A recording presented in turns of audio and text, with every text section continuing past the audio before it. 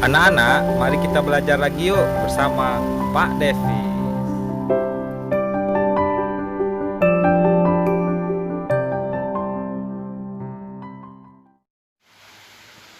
Assalamualaikum warahmatullahi wabarakatuh. Apa kabar anak-anak Bapak semua? Mudah-mudahan anak Bapak yang berada di rumah diberikan kesehatan, diberikan ilmu, ya, diberikan rezeki yang banyak, ya anak-anak Bapak. Dan salawat beriringan salam kita curahkan kepada Nabi besar kita Muhammad Shallallahu Alaihi Wasallam, ya. Mudah-mudahan di akhirat nanti kita diberikan syafaat oleh beliau. Oke, kembali lagi dengan Bapak Davis, ya, dengan materi akidah akhlak kelas 3. Oke, materi kemarin yaitu tentang Asmaul Husna sudah. Kita lanjut ke materi berikutnya yaitu iman kepada malaikat Allah. Nah, oke, kita iman kepada malaikat Allah. Oke, kita masuk ke materi yang pertama yaitu pengertian malaikat. Oke. Malaikat ini adalah makhluk ciptaan Allah Subhanahu wa taala. Malaikat termasuk makhluk ciptaan Allah yang gaib, ya. Ini kalau gaib itu berarti tidak dapat dilihat, tidak dapat diraba maupun didengar. Nah, walaupun gaib, nah, kita sebagai hamba Allah yang beriman wajib percaya bahwa malaikat itu benar-benar ada. Nah, iman kepada malaikat ini, malaikat Allah ini termasuk salah satu rukun iman yang kedua, yaitu malaikat ini adalah makhluk Allah yang tidak pernah ingkar. Nah, beda dengan manusia. Manusia ini banyak yang ingkar, ya. Nah, ingkar janji, ya, dan yang lain-lain. Nah, malaikat ini sangat patuh terhadap perintah Allah. Nah, malaikat diciptakan dari cahaya atau nur. Nah, orang yang beriman kepada Allah harus juga beriman kepada adanya malaikat-malaikat Allah. Nah, ini bedanya manusia dengan malaikat. Malaikat ini patuh kepada perintah Allah. Nah, sedangkan manusia, kita, ya anak-anak Bapak, kepada orang tua aja masih sering melawan, ya. Nah, apalagi kepada Allah. Jadi cepat-cepat bertobat, ya anak-anak Bapak semua. Mudah-mudahan kita terhindar dari dosa. Nah, jadi malaikat ini tidak pernah dia ingkar. Nah, dia patuh terhadap perintah Allah. Apa yang disuruh Allah itu yang dia kerjakan. Nah, oke, itu kira-kira pengertian malaikat. Lanjut.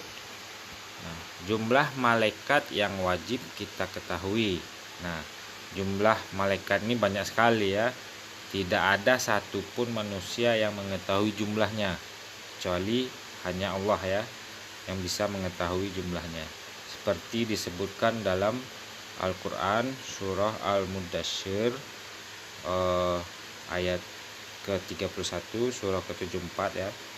Nah, dan tidak ada yang mengetahui bala tentara Tuhanmu kecuali Dia sendiri. Dia sendiri itu adalah Allah. Jadi tidak ada yang mengetahui bala tentara Allah itu, ya, kecuali Allah sendiri. Nah, dari sekian banyak malaikat yang telah diciptakan oleh Allah, sebanyak itu tidak terhitung jumlahnya, tidak ada satupun manusia yang tahu, ya. Nah, hanya 10 saja yang wajib kita ketahui. Nah, ke-10 malaikat tersebut, yang pertama malaikat Jibril, yang kedua malaikat Mikail, Yang ketiga malaikat Israfil. Yang keempat malaikat Israel. Yang kelima malaikat Mungkar. Yang keenam malaikat Nangkir. Yang ketujuh malaikat Raqib. Yang kedelapan malaikat Atib. Yang kesembilan malaikat Malik. Yang kesepuluh malaikat Ridwan. Ya, ini yang kita senangi nih ya. Mudah-mudahan kita ketemu dengan malaikat Ridwan ya. Oke, itu dari 10 itu. 10 yang wajib kita ketahui ya, anak bapak semua. Dari sebanyak itu malaikat, 10 yang wajib kita ketahui. Terus apa saja tugas para malaikat? Nah, yang pertama Jibril ya, yaitu menyampaikan wahyu kepada para nabi dan rasul. Wahyu ya, contohnya kita ini disuruh sholat, disuruh ngaji melalui wahyunya, melalui nabi atau rasul. Jadi siapa yang menyampaikan wahyu itu ke rasul, yaitu malaikat Jibril ya. Nah, itu. Jadi tugasnya Jibril yaitu menyampaikan wahyu yang pesannya dari Allah, disampaikanlah ke nabi dan rasul. Terus malaikat Mikail yaitu memberi rezeki dan mengatur turunnya hujan. Jadi tugas malaikat Mikail memberi rezeki dan mengatur turunnya hujan. Itu tugasnya malaikat Mikail. Terus yang ketiga malaikat Israfil. Nah, malaikat Israfil ini adalah yang ditakutkan ya. Yang kita umat manusia takut semua nih, yang masih ada banyak dosa, yang suka masih melawan orang tua, masih melawan guru ya, masih suka berkelahi sama kawan, suka melawan kakak-kakaknya, jahilin teman ya, sering nuri atau macam-macam ya, yang berbuat dosa. Nah, kalau malaikat Israfil ini tugasnya adalah meniup sangkakala. Nah, meniup sangkakala kiamat yang akan ditiup dalam dua peristiwa, yaitu ketika terjadi kiamat dan pada saat bangkitnya manusia dari alam kubur. Nah, itu tugasnya malaikat Israfil. Jadi kalau udah ditiupkan oleh malaikat ini sangkakalanya, maka hancurlah, kiamatlah bumi ini seisi-isinya semua.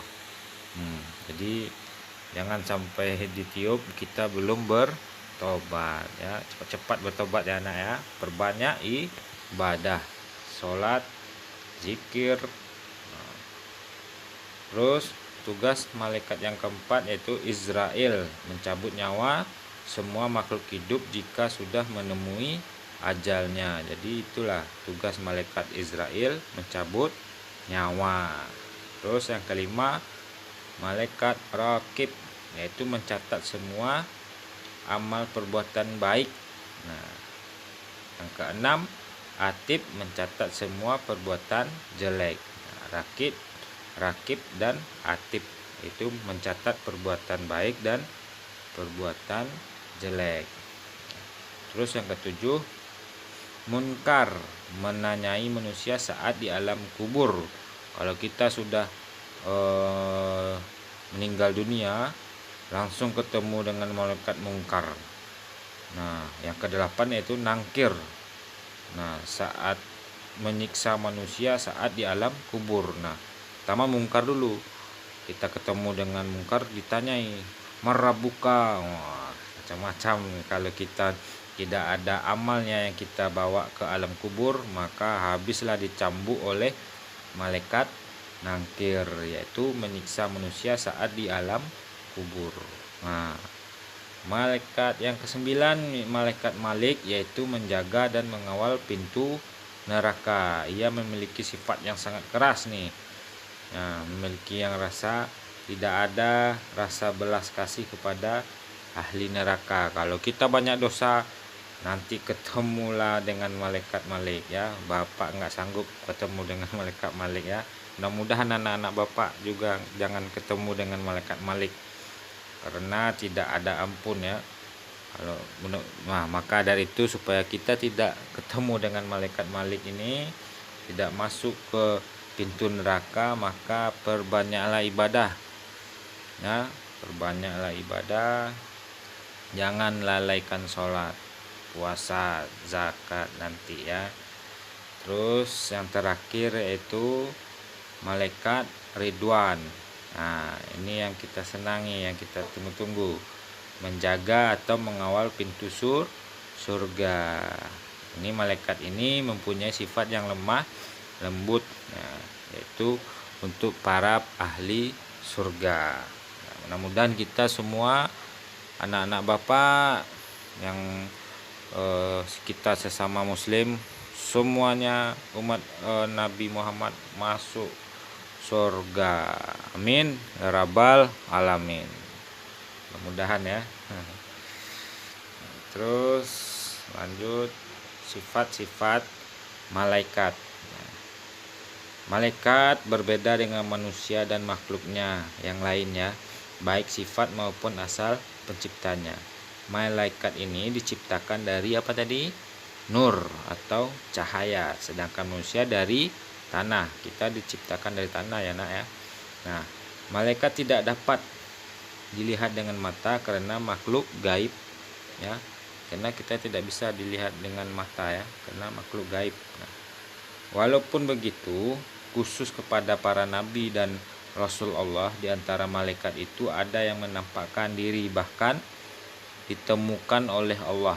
Malaikat kadang-kadang datang kepada nabi dan rasul dengan menjelma sebagai manusia, kadang-kadang dalam bentuk aslinya seperti yang dialami oleh Muhammad, Nabi kita Muhammad Shallallahu Alaihi Wasallam ya.